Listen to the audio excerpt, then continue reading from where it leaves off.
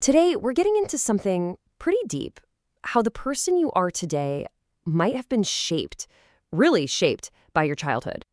Let's jump in. All right, let me ask you something. Think about it for a second. Are you maybe the most reliable person you know? You know, the one everybody calls when things really hit the fan?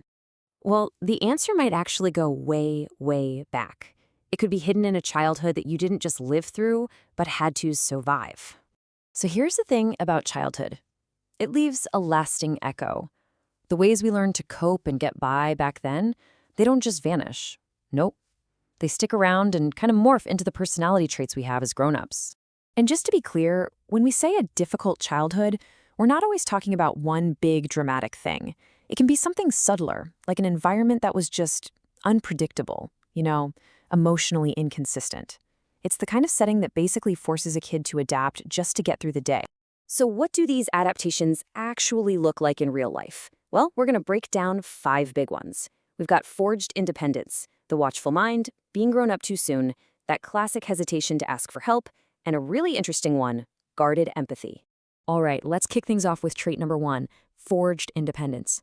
This one's for anyone out there who feels like they basically had to become their own hero right from the start. Okay, so check this out. It's a pretty direct cause and effect.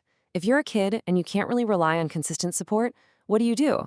You learn to handle your own emotions. You become your own rock. And the result, as an adult, is that you look super self-reliant. You're the calm one in a crisis. It's a huge strength, for sure, but it also explains why letting people in can feel, well, kind of difficult. And this just says it all, right? It's not that they can't trust other people. It's just that their default setting, the absolute foundation, is trusting themselves. It had to be. That deep self-reliance, it connects right into our next trait, which is the watchful mind. And this might explain why it can be so ridiculously hard to just relax. So the science here is pretty wild. Early stress from an unpredictable childhood can literally wire your brain to be on high alert. So even years later, when you're in a totally calm, safe place, there's still a part of your brain that's on lookout duty, just scanning the horizon for trouble. It's like your internal alarm system is just stuck on. And wow, this really gets to the heart of it. I mean, think about that. If you learned that quiet was just the prelude to chaos, of course it's going to be hard to chill out. Your brain is literally just trying to protect you based on old data. Okay, being on high alert all the time, that naturally leads us to trait number 3, being grown up too soon. This is one of those things that looks like a strength on the outside, but it's worth digging into where it actually comes from. Yeah, developmental psychology has a lot to say about this. When a kid has to take on grown-up responsibilities way too early, it's like their maturity gets put on fast forward. They become those old souls we talk about, the ones who just seem so strong and capable, like they've got everything figured out. But here is the absolute key. That strength wasn't built for success. It was built for survival. It's not about ambition. It's about necessity. It was forged in the fire of having to cope with way too much, way too soon.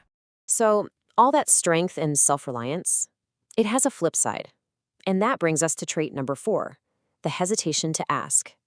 It's that feeling of having to carry the entire weight of the world on your own shoulders.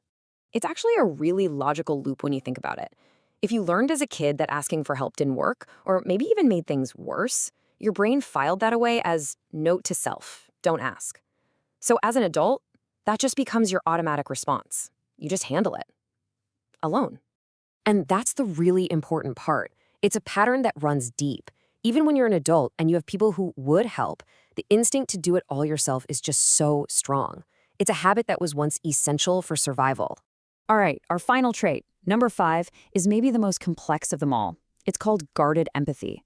It's this incredible ability to read the room and feel what others are feeling, but with your heart protected. You see, when you have to navigate difficult situations early on, you get really, really good at reading people. It's a survival skill, right? You become super aware of tiny emotional shifts. This makes you incredibly empathetic. But, and this is a big but, because that skill was developed to avoid getting hurt, it comes with a built-in shield. You're always a little cautious about who you trust. So they can feel what's going on with you, but they're going to be careful. They're going to protect their heart because they've learned they have to.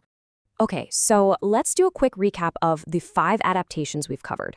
We have forged independence, the watchful mind, being grown up too soon, the hesitation to ask, and that really unique one, guarded empathy.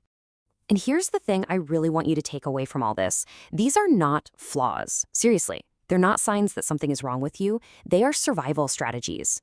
They are the reasons people become who they are, resourceful, strong, and aware.